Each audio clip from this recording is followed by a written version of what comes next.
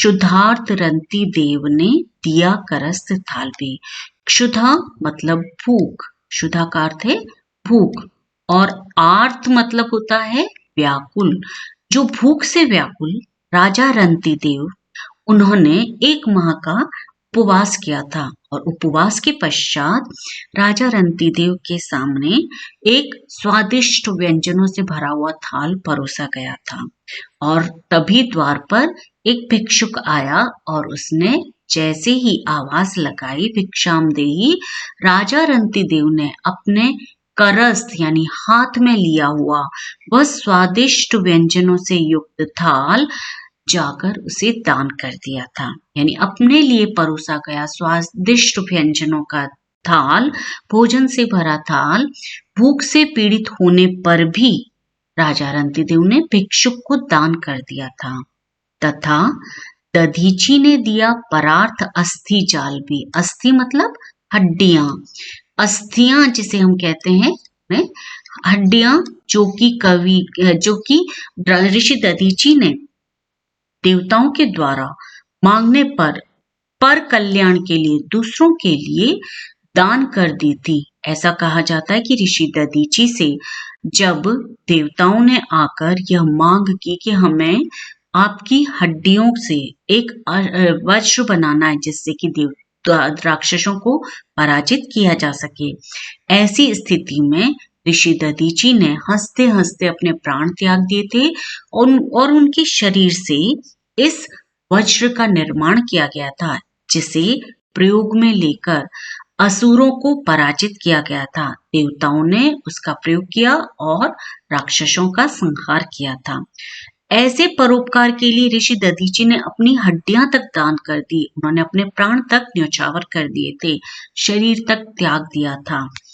उशीनर क्षितीश ने, क्षिति मतलब धरती और ईश मतलब स्वामी।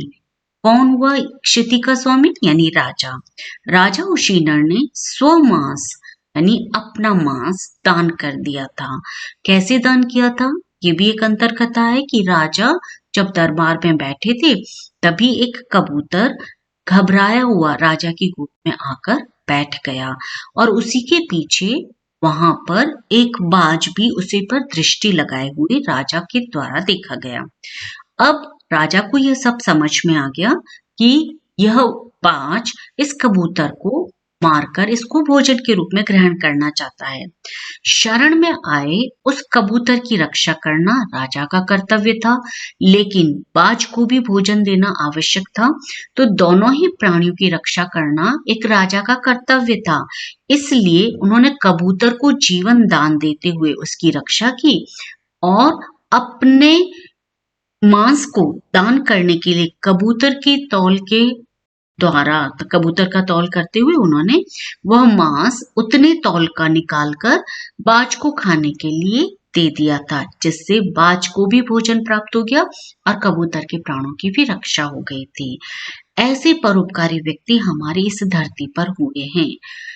सहर्षवीर कर्ण ने शरीर चर्म भी दिया। शरीर चर्म यानी शरीर का चर्म, चमड़ी, कवच और कुंडल, जिसके लिए यह माना जाता है कि राजा कर्ण, जो दानवीर कर्ण हैं, उनके लिए कवच और कुंडल ही महत्वपूर्ण थे। और जब उनसे यह मांगा गया तो उन्होंने हंसते हंसते इसका भी दान कर दिया था। सहर्ष यानी हंसते हुए, स यानी सहित, हर्ष मतलब खुशी। खुशी खुशी दानवीर कर्ण ने अपने शरीर का चर्म भी दान कर दिया था, कवच और कुंडल तक दान कर दिए थे। यानी महाभारत के युद्ध में जब श्री कृष्ण ने पांडवों की ओर से युद्ध किया था, और हम यह जानते हैं कि श्री कृष्ण ने हर स्थान पर किसी न किसी चाल से कौरवों का संहार किया था। ऐसी स्थिति में कौरवों की इतनी बड़ी सेना को पराजित करना पांडवों के द्वारा संभव तो नहीं था, लेकिन कृष्ण की चालाकी से या उनकी योजना से ही उन्हें पराजित किया गया था।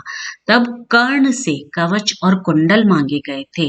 यदि ये नहीं दिए जाते तो कर्ण पराजित नहीं हो पाते, इसलिए उन्होंने कवच और कुंडल की मांग की थी। और कर्ण ने हंसते हंसते कवच और कुंडल प्रदान कर दिए थे, जिससे कि वे इस महाभारत के युद्ध में शहीद हुए।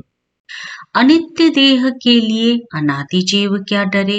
अनित्य, मतलब नहीं, नित्य यानी हमेशा, जो नहीं रहने वाला है, जो हमेशा नहीं रहने वाला है, ऐसे जीव के लिए, इस ऐसे शरीर के लिए अनादि, जिसका आदि है न अंत है, ऐसे जीव के लिए यह आत्मा क्यों भयभीत हो। यानी इस शरीर में विद्यमान आत्मा का न जन्म होता है, न मृत्यु होती है, न जो उसका आदि है न अंत है, ऐसे आत्मा को, इस नश्वर शरीर के लिए कभी भयभीत नहीं होना चाहिए।